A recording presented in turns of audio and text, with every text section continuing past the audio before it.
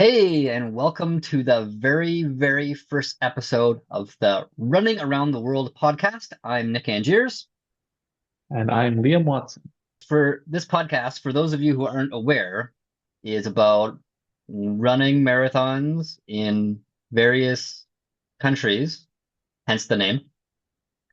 Makes And sense. as you'll find out soon enough, Liam and I are both kind of obsessed with running. Some people might say addicted. Some people might say we should really not run so much. And I'm also addicted to traveling. I think you probably are too. I think so. It's hurting my wallet, but I can't stop. But I guess as far as addictions go, running is a pretty healthy one, right? I think so. It's unless maybe when we get into talking about ultra marathons, it might change. But for the most part, I think running is a healthy addiction. On this first episode, the inaugural episode of the podcast, we're each going to talk about a recent marathon that we ran in a country other than the one we live in. I live in China. And I live in South Korea. The one I did recently was in Cambodia. So this is called the Khmer Empire Marathon. So Khmer is the name of the culture, the people of Cambodia. And this took place in Angkor Wat, which is actually the largest temple in the world. And if you've ever seen the Cambodian flag, Angkor Wat is that temple on the flag. So it's red and blue and it's got a temple on it. That's Angkor Wat. And to get to Angkor Wat, it's a little bit remote. It's not anywhere near the capital, Phnom Penh. So you can take a bus from Phnom Penh for 6 hours. I flew straight from Xiamen, so from Beijing to Xiamen, and then straight to Angkor Wat. It took, I don't know, 6 hours total. Not bad. And it's a pretty smallish city. It feels more like a town. And then there's like a pub street, and it's pretty much all foreigners there. And you go to Angkor Wat, you might think it's just one temple, but it's actually like a huge area of, I don't know, at least a dozen huge temples. So you can get a single day pass or a 3 day pass to visit the temples. Because if you want to see them all, it actually takes 3 days. You can't see them all in one day. You can see maybe four of the good ones. Tomb Raider, the movie was shot there. And when you go there, you can really see it looks exactly like in the movie. Like there's moss growing on all the stones, and there's even like trees growing out of the temple, so it's kind of just completely fused with nature. It was lost for 200 years and then rediscovered by a French explorer. By rediscovered, I mean the locals were aware of it, but it was totally off the charts and it was all overgrown with jungle. So you go there now and they're restoring it. A lot of it's still kind of crumbly, and a lot of it actually looks like a temple again. But it's super cool if you're ever in Southeast Asia and Cambodia is one place you'd like to visit. I'd highly recommend it. And it's just a really cool place in general. Pretty close to Vietnam. You can actually take a bus from Ho Chi Minh straight to Phnom Penh and then another bus to Angkor Wat. So this marathon was my ninth country, and I'm going for 100 marathons in 100 countries. If I do 5 countries a year, it'll take 20 years, but that's my long-term goal. And so this was number nine. And just in terms of my personal situation, I was going through some back pain. I didn't know what was wrong with my back. It turned out that it was a lumbar compression.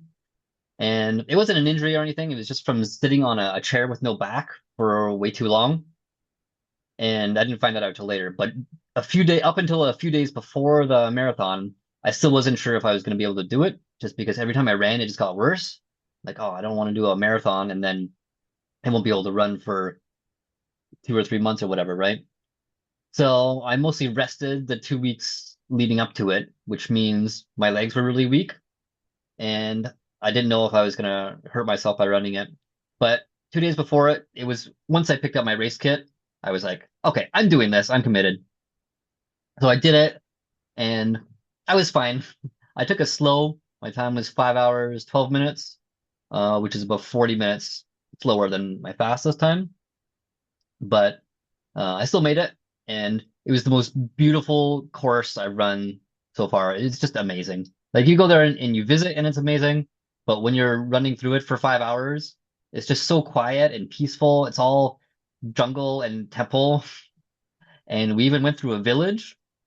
And usually, no matter where you run, you'll have parents with their kids out there. Sometimes, like schools will bring their whole class, and the kids are there giving high fives and cheering and stuff. But you know that they're not there of their own volition. But when you go through a village and the 4-year-old kids are standing outside their house, their parents are off making breakfast or whatever, you know that they're genuinely excited.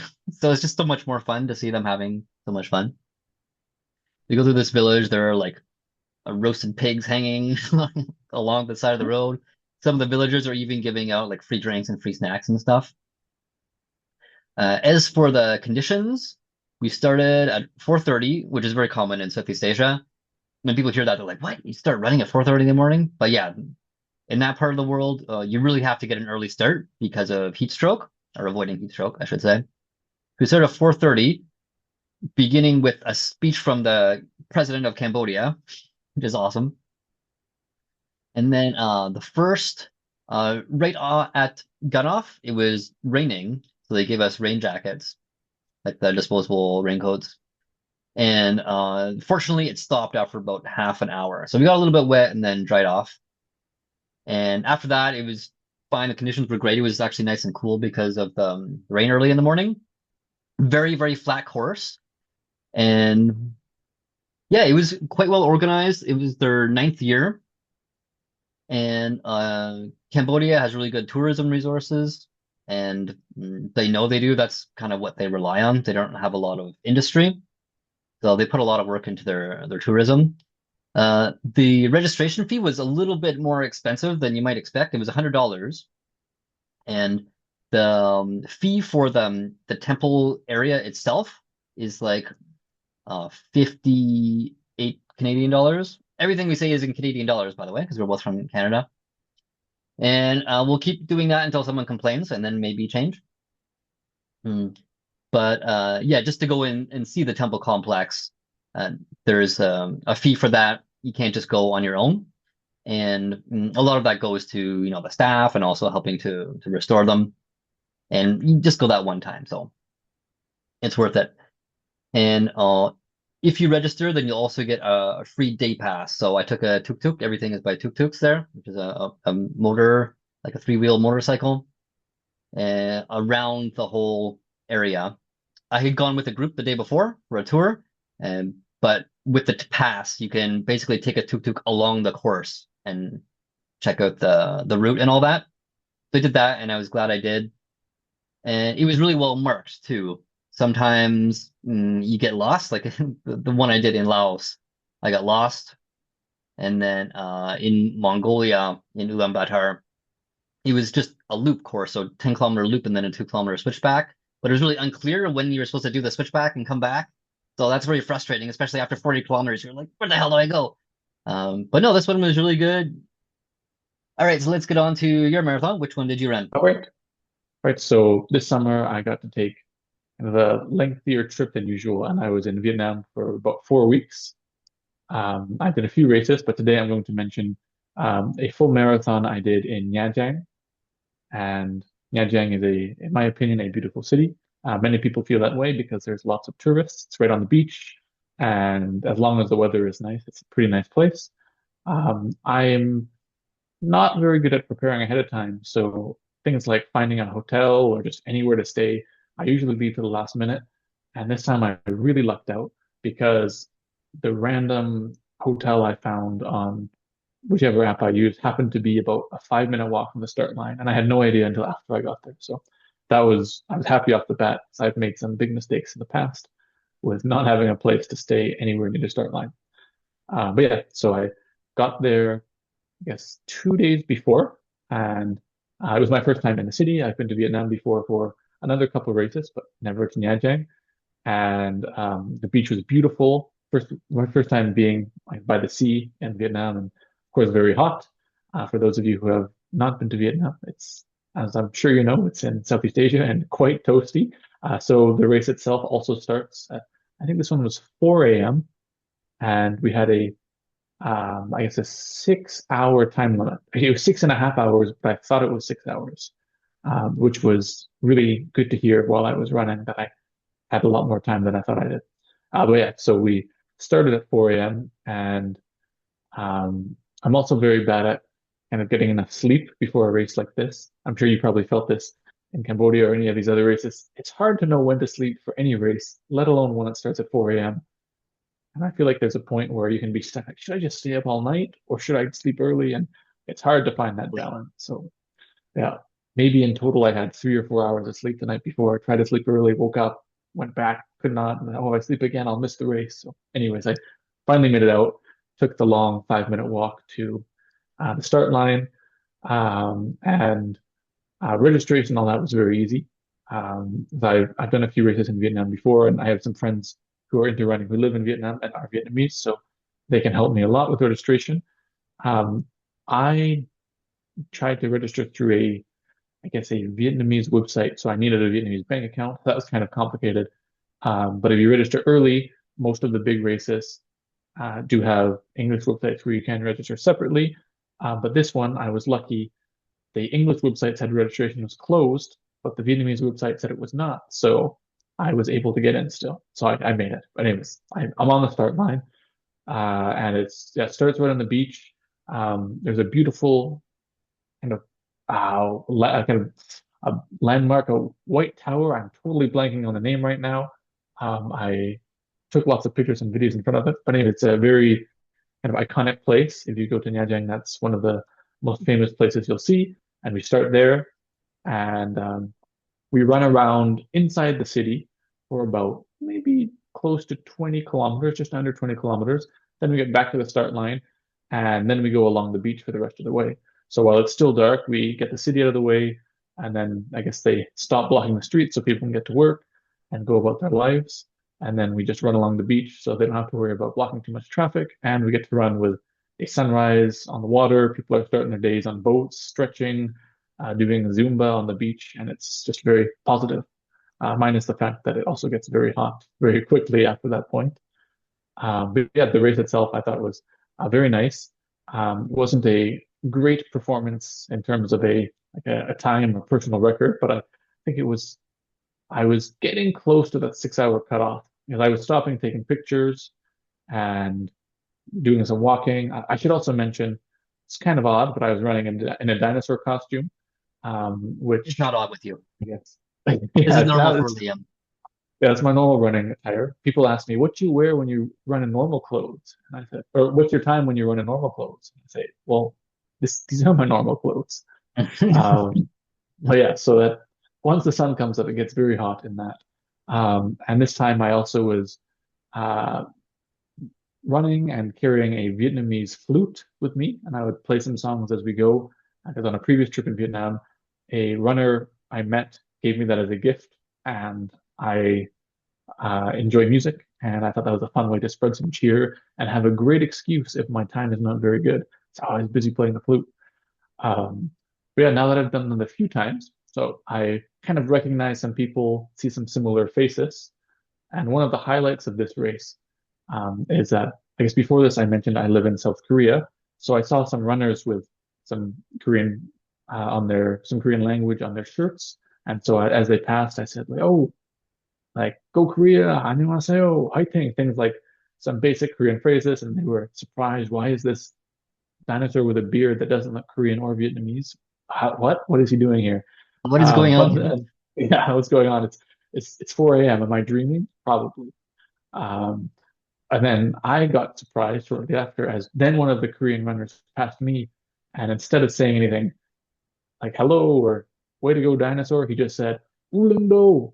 And Ulleungdo is an island in Korea that last year I also ran a marathon there dressed up as a Oh, dinosaur with a flute. And turns out there's not many flute playing dinosaurs who run marathons, so he I put can name one at and one least together. one. Yeah, I guess so. Yeah, you don't. Many of them went extinct, I guess. Um, yeah, so I was surprised he recognized me from there. So that was a friendly face that I didn't know until the moment. As I'm sure we'll mention many times in the future, running is Yeah. a great way to make some friends, and especially when you run in other countries. You'll meet some people Hmm. that you never expect to see there, and it's shocking. One of the photographers in this race, one of the reasons I also take long is because I really like to take pictures. So if I see a camera, before that my face is, oh, it's so tired, Yeah, it's so yeah. hard. But then as soon as there's a camera, Wake boom, all up. the poses. Yeah, exactly. I stop. This time I actually sometimes I get a bit overboard. So this time I put the flute in my mouth and try to do a somersault. I'm now over 30 and somersaults are not as easy as they used to be.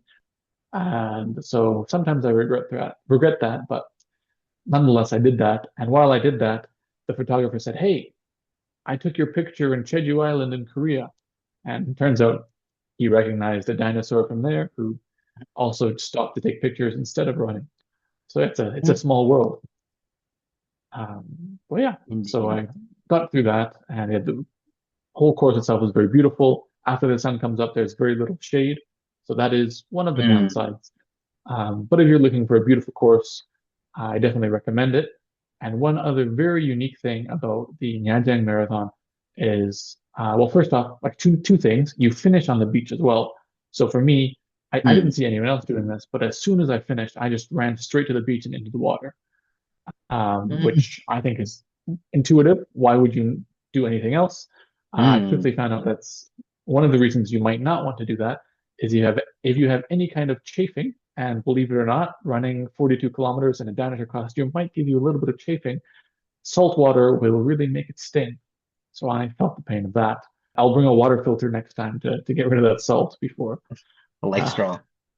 yeah, do that. But about 1 kilometer before the finish, there are regular markings of how far you've been. There's a giant arch, which looks like a finish line. So, of course, I see that in the distance and I think this is it. Big push to the end. Let's sprint the end. And I get there and I realize, this isn't the tower we started at, but it's an arch. It must be the finish line. Nope, it's just I think that one was a bank that was just advertising themselves with an arch over the course, just like Mm. your typical finish line. So I was tricked.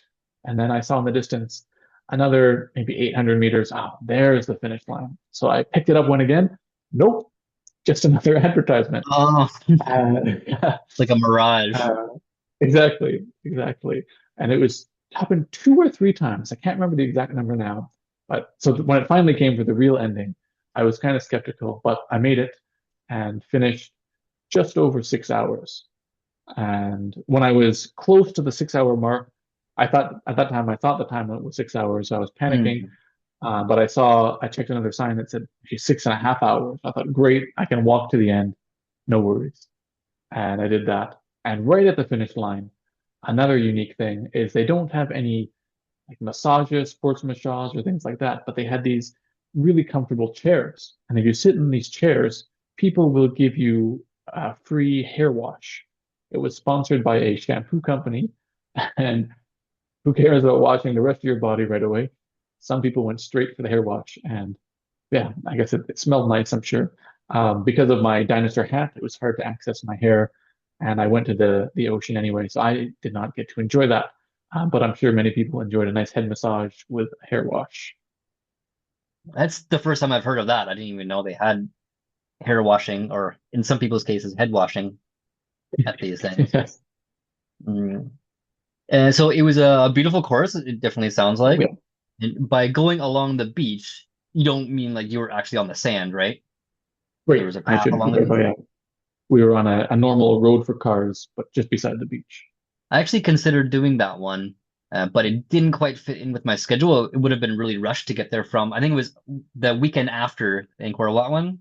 So we would have had to Right. rush there to Hanoi and then down. Well, there you have it, folks. Those are our experiences of the most recent marathons that we've run. And thanks for listening. Hope to talk at you. Can't really say hope to see you next time. Hope to be heard by you next Oh, time. that would be nice. Yes, I Bye. would love to be heard by you.